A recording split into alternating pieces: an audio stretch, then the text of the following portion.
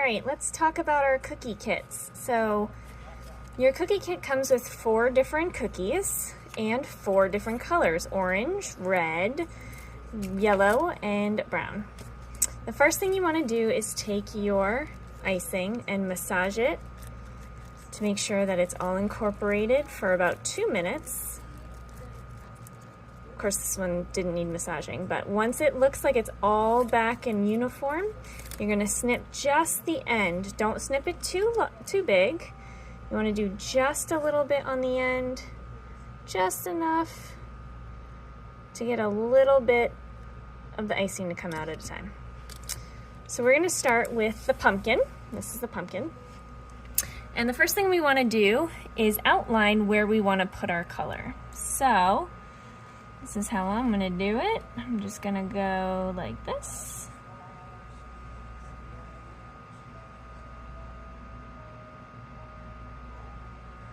And don't forget, if you make a mistake, it's okay. It can be erased.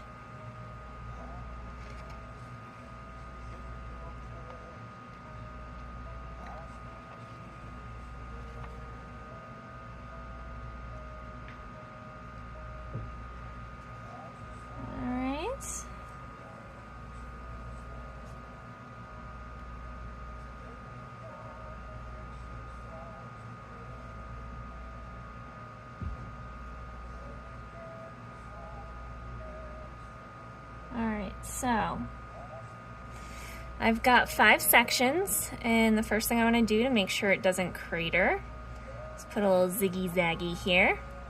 And we're only going to do every other one so that they have time to dry, and then we can fill in the ones in between, so it gives it that sort of puffed look. So let's go ahead and fill it in. You want to do just enough that it covers and not so much that it comes off of the cookie.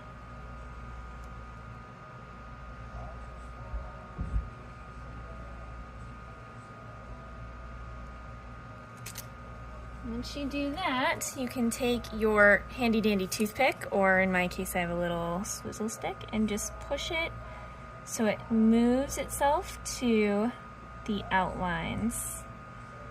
Until it's nice and smooth. Oops. And you're just gonna do the other 2, and then you're gonna let it set for about 10 to 20 minutes. You want it to just crust over so that you can do the ones in between, and there'll be a defined line between these sections and the inner sections.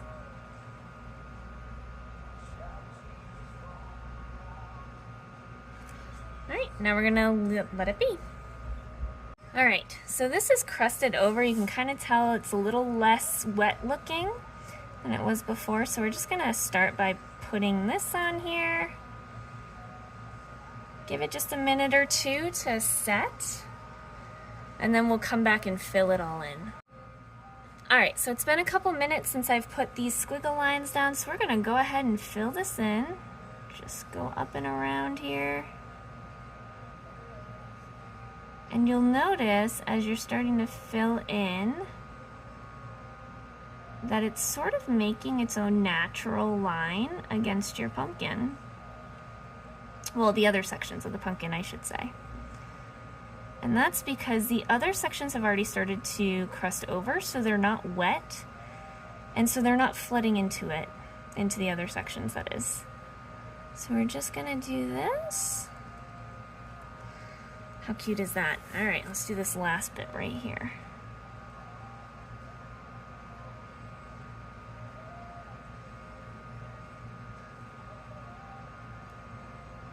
Sorry that my hand's in the way. We're just getting all the icing on there.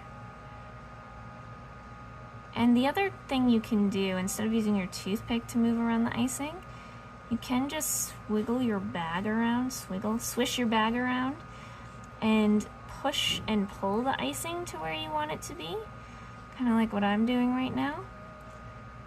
It does save a little bit of time doing that, and if you're comfortable with it, of course it took me a while to get comfortable with it, but it does make it a little bit less uneven.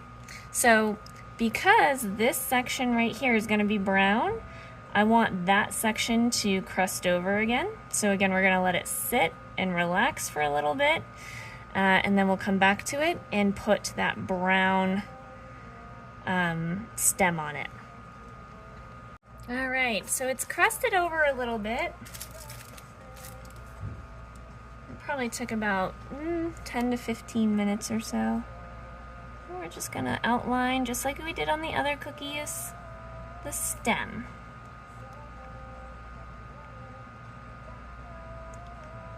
I'm gonna try not to get too close to the other icing, just in case it's not fully dry. Because what'll happen is it'll start to meld together. And then we're just gonna go ahead and fill this in. And then again, we're gonna let it be for a few minutes here. Because in this case, what I wanna be able to do is add lines, details, to the stem, so it looks like it's actually textured. All right, so we're gonna add a little texture to this. Now this is a little bit thinner than what I would usually use, but it'll still do the trick. So we're just gonna layer it on top. Just a little line here.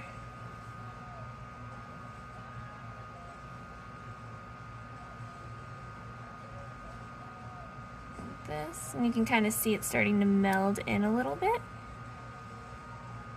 And that's okay. Well, now, in the kits that I provided, I love sunflowers. So we're also going to add a sunflower to this. Just going to put a little icing on the back.